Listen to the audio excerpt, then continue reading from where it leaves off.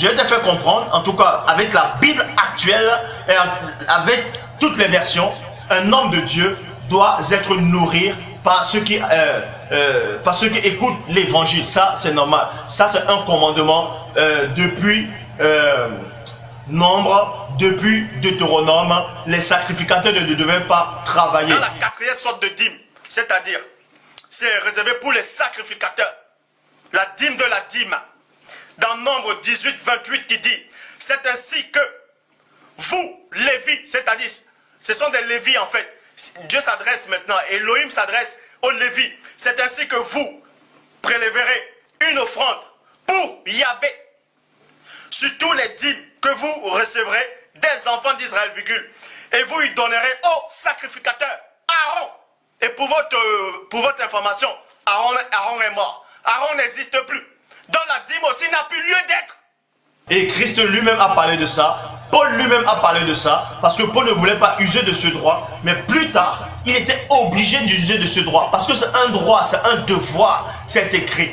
Bref. Parce que Paul de Tarse, il explique dans 2 Corinthiens 9, 7. Que chacun donne comme il a résolu à son cœur. Que chacun donne comme il a résolu à son cœur, sans tristesse ni contrainte. Car Elohim aime celui qui donne avec joie. Point.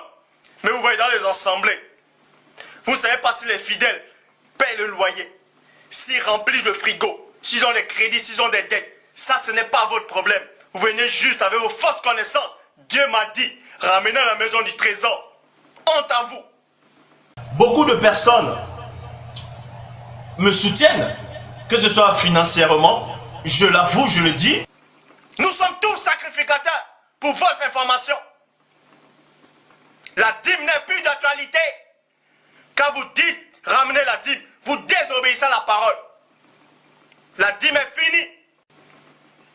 Donc arrêtez une bonne fois pour toutes de donner votre argent à ces faux pasteurs qui n'ont pas de connaissances. Les enseignements sont bourrés d'erreurs à chaque fois. Arrêtez de les donner l'argent. Arrêtez de les payer les voyages. Arrêtez de les payer les loyers. Ils ne le méritent pas. Dieu ne les connaît pas. Beaucoup de personnes me soutiennent, que ce soit financièrement, je l'avoue, je le dis. Arrêtez une bonne fois pour tout de donner vos dîmes. La dîme c'est fini, elle n'est plus d'actualité. La dîme c'était la loi. Et la loi a disparu. Christ a aboli cette loi-là. C'était des lois cérémonielles.